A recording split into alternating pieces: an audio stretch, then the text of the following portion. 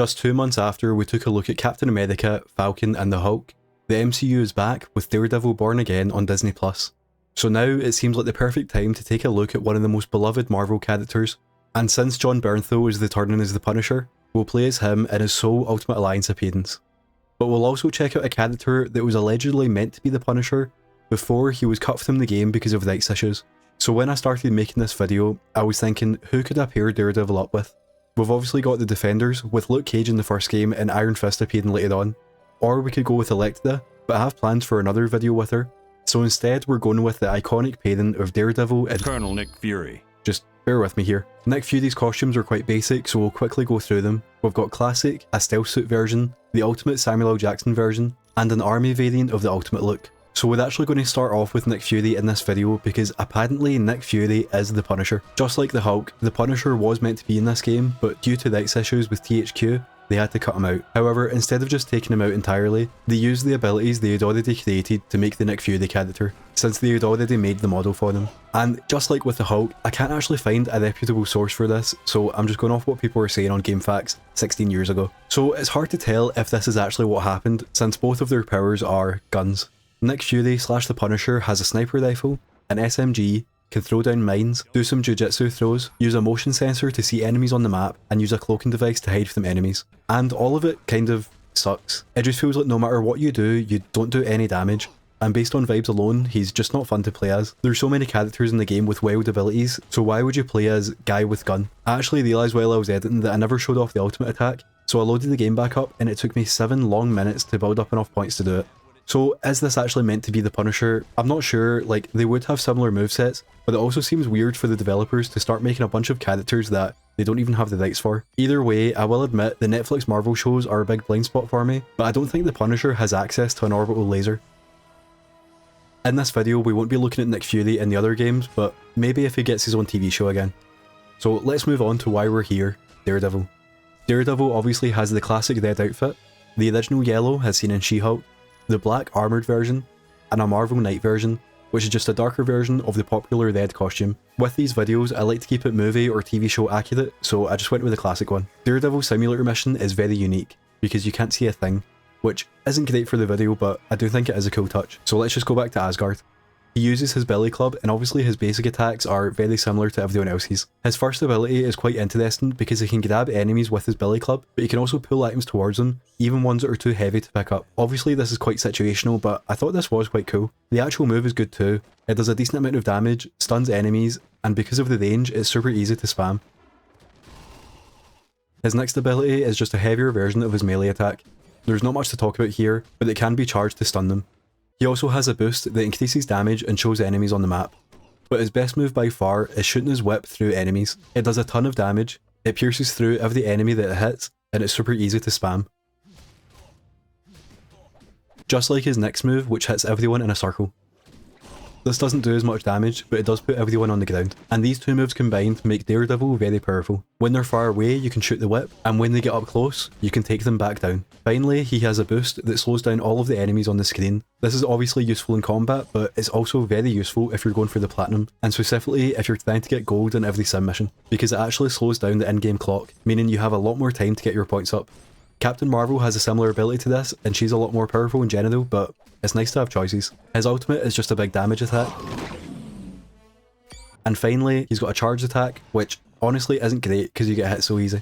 Daredevil in this game is not someone I would usually play as, but the combination of his 2 whip moves and the fact he can slow down time does make him very useful in certain situations. In the second game, we've got classic Daredevil, and I believe this is meant to be the armoured version again. We do need a team of 4 in this game, so I picked Daredevil adjacent characters. Fusions are up first, and his are kind of weird since he doesn't have any actual powers to use. So Spider-Man grabs a bunch of guys and Daredevil hits them. With Iron Fist, they just go about punching people. Same with Luke Cage, and the same with Black Panther. He whips while Deadpool shoots, he whips while Green Goblin lasers, he runs about with Mr. Fantastic, and Venom throws him. So with his fusions, there's not much going on here. His first ability is a whip attack, which actually is quite powerful. It does a decent amount of damage and it hits a lot of enemies at the one time. His circle whip attack is back and is powerful once again. I don't think it's as good as it was in the first game, but it's still great when you're surrounded by enemies. He's got a ranged attack where he throws out 4 bolus. This one kind of sucks, but if you get close to an enemy you can hit them with all 4, but his other moves do similar amounts of damage anyway. And finally, he has a jump and dive which actually does a ton of damage and basically one-hit kills these enemies. I do think his other 2 moves are much better, but this might be more useful against a boss with a lot of health. I spent the rest of the time looking for more fusions, but honestly he never does anything cool. So yeah, just like in the last game, Daredevil is not necessarily someone I would jump to play as, because he's just a bit boring to be honest. He does have some great moves and is super fast, so he's not the worst, but I just wouldn't pick him. In the third game, you unlock Daredevil early on when you head to the Shadowlands, and the Punisher was included as DLC, but first we do have to unlock him. But first I had to work out how to actually do that. We had to head over to the Gauntlet mode and finish the level 10 Immortal War. Gauntlet mode is just multiple challenges in a row, but you don't need to cover health. So first we had to defeat Bullseye, kill 200 enemies, do the Electra boss fight, and finally fight Doc Ock, Kingpin, and the Punisher himself. This unlocked the Punisher, and we also got that Falcon costume I was missing from the last video. We were able to buy 2 of the Punisher's costumes from the Shield Depot. Here's Falcon's other costume by the way. To unlock Daredevil's first costume, we have to beat the Kingpin boss on superior difficulty. You can load it through chapter select, so this only took a few minutes. But our characters are very underleveled, so Electra had to carry us, until she wasn't enough, so we had to bring in the big guns.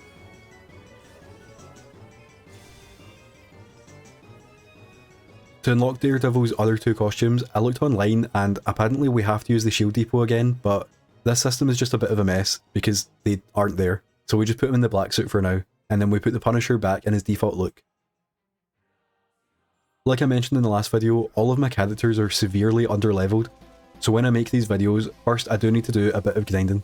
After getting both of them to higher levels, I wanted to take another look at Daredevil's costumes, and they still aren't there, so I did a data update and they still aren't there. I managed to find the costume in the battle pass. Why does this game have a battle pass by the way? But to unlock the costumes we have to get to level 51 and we're currently level 8. I did another data update which didn't even look like it worked and the costumes are now unlocked. I don't understand what's going on. So his other costumes are his homemade suit, and I genuinely only just found out today that Matt Murdock is Ginger in the comics. Do people know this? Okay, let's finally get to the combat.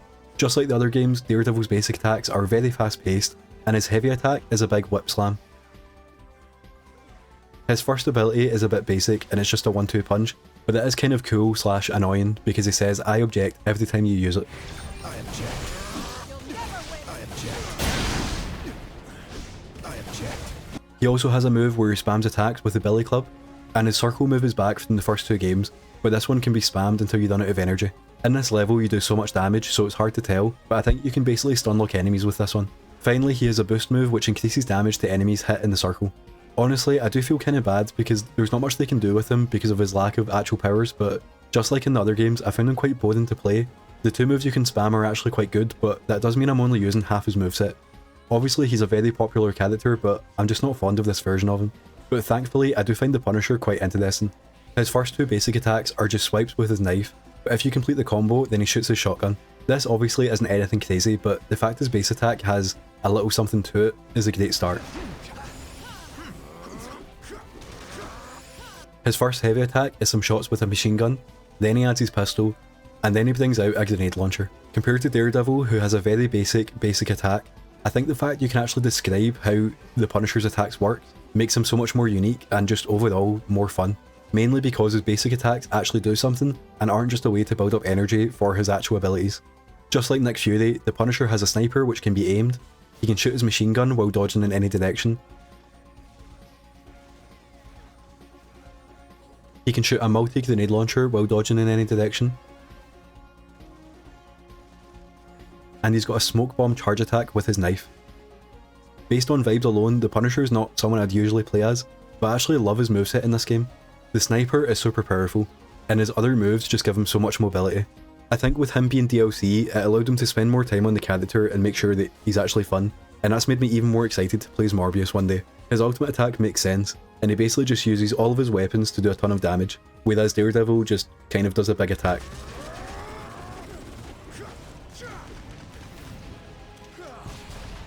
So for me, Daredevil didn't live up to the hype, but the Punisher exceeded expectations and actually had a lot of fun playing as him.